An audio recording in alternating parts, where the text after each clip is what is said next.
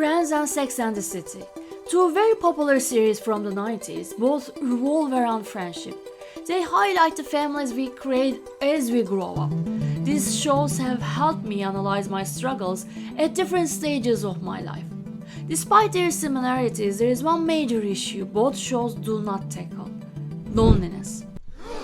It is soothing to watch these two groups of friends who help each other through pain, sorrow, and heartbreak. But what happens to Joey after the friends finale? The rest have a partner or a family now. What will Joey do in his solitary life? Didn't Samantha feel lonely at any time during her singledom? Didn't Charlotte sense any void, as she didn't feel deeply connected to her husband despite their happy marriage? At least there is one contemporary show that provides adequate solutions to loneliness. I will talk about that television series later on. Now let's dive into why you feel lonely and how it is connected to your fears. I believe feeling lonely is intrinsic to being human. I vividly remember the periods I suffered from loneliness. I still sometimes struggle with it. Feeling lonely does physically cause pain. That's why it is considered an important health problem.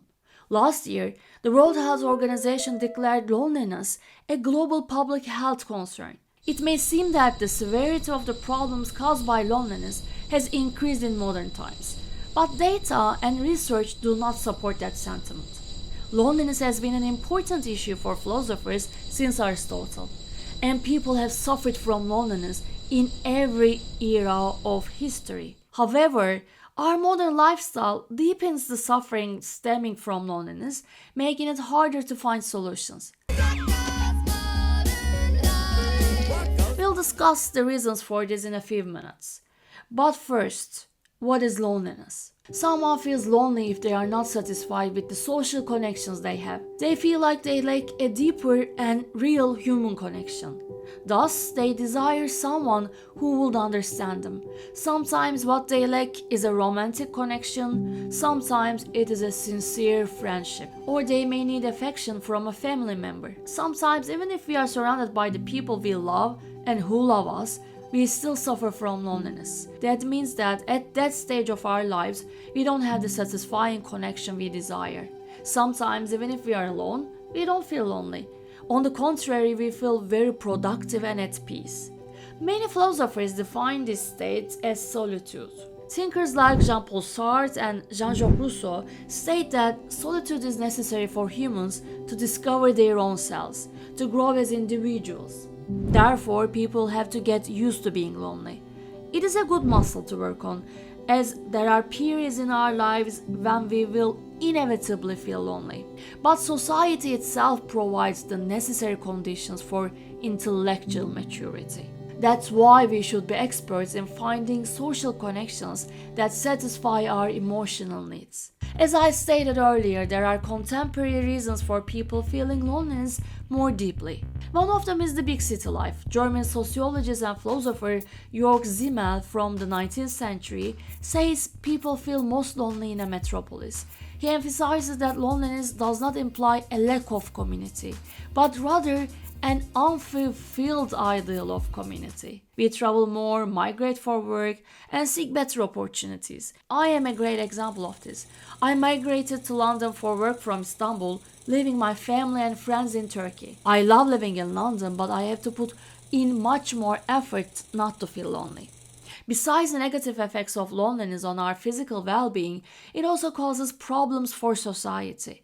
United States Surgeon General Vivek Murthy says he met middle and high school students in urban and rural areas who turned to violence, drugs, and gangs to ease the pain of their loneliness. So, finding a solution to loneliness is crucial. I wouldn't like to be the one breaking the news, but the solution to your loneliness lies within you. Research shows that lonely people often get trapped in a vicious circle. You suffer because you are not satisfied with your social connections.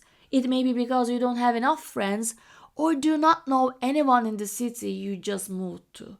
Or it may be because you don't feel attached to your classmates, co-workers, or neighbors. That makes you feel resentful and bitter. You blame other people for not understanding you. I know this feeling very well because I have felt that way too. Last summer, even though I knew I had strong friendships, I blamed every single friend of mine for not comprehending me. I was angry and offended. How did I break this cycle? By calling a friend and telling her that I felt lonely. That night was a turning point full of lessons. After talking to her for 2 hours, I felt much better. How could she know I was feeling lonely if I didn't tell her? It was a depressive and dark summer, so I called another friend whenever I was dragged into dark caves. Norwegian philosopher Lars Svensson, in his book A Philosophy of Loneliness, says that lonely people hunt for signs of rejection in others and therefore find more signs of rejection and react more strongly to such signs. Quote, innocent words and actions are often interpreted as aggressive, and this perceived aggression is met with aggression from the lonely individual's side. As a result, the social sphere appears to contain immense risk, and loneliness is a safe option, even if it is painful. In this way, loneliness causes social avoidance strategies. End of quote. Don't think there is no one in your life you can call. Believe me, there is. Even if there isn't, taking the first step and talking to a stranger will make you feel more fulfilled. The reason we don't take the first step, call a friend, or talk to a stranger stems from our fears. Our unfounded fears of rejection, of not finding the necessary support or reciprocation for our needs. How can our needs be satisfied if we don't communicate?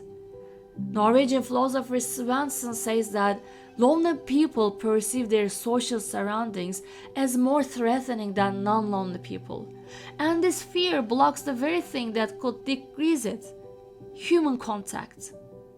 He also emphasizes that we generally expect too much warmth in the social connections.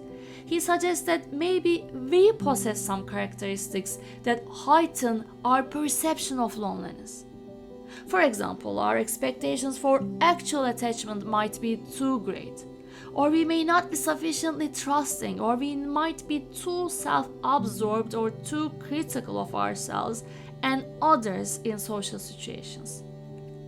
Quote, your loneliness, furthermore, does not mean you can expect others to remedy that loneliness. End of quote. I think there is one television show that provides adequate remedies for loneliness: The Only Murders in the Building. This series is a great analysis of the loneliness we feel while living in big cities. This Disney show tells a story of three neighbors who connect through their passion for true crime podcasts. Selena Gomez, Steve Martin, and Martin Short star as idiosyncratic neighbors with interesting artistic creativities living in an Upper West Side apartment building in New York. They start investigating murders happening in their building and podcasting about it. At the beginning, they were even unwilling to talk to each other. There is an amazing scene in the first season showing how they feel terrified of human connection. Their building is empty because a neighbor died in one of the apartments. They find themselves in a cafe but don't want to sit together. Selena Gomez rejects multiple invitations to join their table as she has no interest in them. However, a recently published episode of their favorite true crime podcast show unites them reluctantly. You have to overcome your fear to take the first step to sit down at a cafe table with strangers. Psychiatrist Dr. Alok Koneja suggests a very effective way to overcome this anxiety. He says that loneliness is a crisis that the society needs to overcome and should not be a burden on individuals. According to Koneja, you should prioritize other people's need for human connection. Instead of acting with selfish motivations like overcoming your own loneliness, concentrate on altruistic outcomes and talk to someone to help them. Studies show that even a tiny interaction with people you don't know increases your happiness. The world's longest scientific study of happiness by Harvard University shows that having fulfilling relationships, even with strangers, is key to happiness. So, interests, curiosities, and proximity all provide ways to overcome loneliness. Studies also show that intergenerational friendships are crucial for a happy life, and The Only Murders in the Building exemplifies this. The characters of the show learn a lot from each other as they are at different stages of their lives. They also create, even if they sometimes feel useless in their craft. Selena Gomez's character Mabel starts painting again, Martin Short's character Oliver writes a new musical, and Steve Martin's character Charles challenges his acting skills. They sometimes feed their interests in solitude as well as working together. Even though we try to deny it, we need each other. We need our community, we need our friends. You are not alone in feeling lonely. We are all just lost souls in need of holding hands, showing affection, and curing our wounds together from time to time.